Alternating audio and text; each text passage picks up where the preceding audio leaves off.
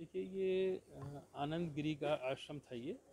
और आज इसकी जब जानकारी मुझे प्राप्त हुई कि ये 13 मई को ये आश्रम सील किया गया था और उसके उपरांत उस सील को हटाने का कोई भी आदेश प्राधिकरण से विधिवत जारी नहीं हुआ था।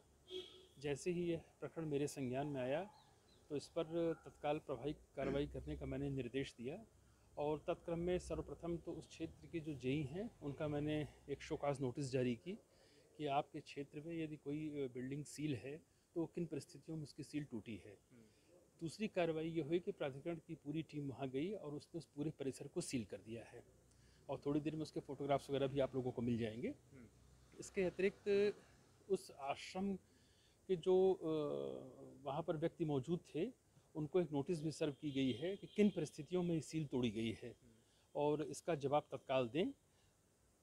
इसके जवाब आने के उपरांत हमारा जो बिल्डिंग रेगुलेशन एक्ट है उसमें जो प्रोविज़न है उसके तहत कठोर कार्रवाई की जाएगी।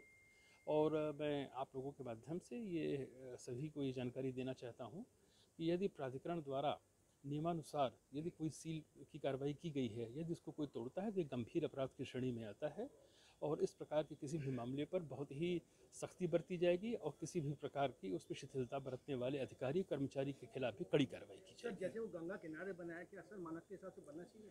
देखिए मैं आपको बताऊं कि उत्तराखंड गवर्नमेंट ने भी पिछले दिनों एक OTS की स्कीम लॉन्च की थी, वन टाइम सेटलमेंट की। तो मुझे ये भी जानकारी प्राप्त हुई कि इनका जो परिसर के जो स्वामी थे उनकी तरफ से एक OTS की एप्लीकेशन भी यहाँ दी गई है पूरे प्रकरण को कंपाउंड करने के लिए, लेकिन वो भी अंडर कंसिडरेशन है।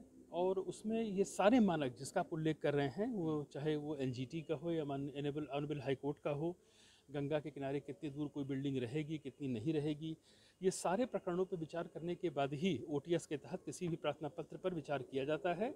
और यदि यह पाया जाएगा कि OTS के तहत यह प्रकरण कंपाउंड नहीं हो सकता है तो ध्वस्तीकरण की भी कार्रवाई की जाएगी। हम कह सकते हैं सीधे सर कि जो निर्माण था ये अवैध बना हुआ है। देखिए ये तो जब तक इसकी OTS एप्लीकेशन का प्रॉपर एक प्रकार से निस्तारण नहीं हो जाता, पूरी बिल्डिंग क्या वो अवैध है कि उसका कोई एक पार्ट अवैध है, ये तो जब तक एप्लीकेशन का निस्तारण नहीं हो जाएगा तब तक इसके बारे में कुछ भी कमेंट करना मुश्किल है।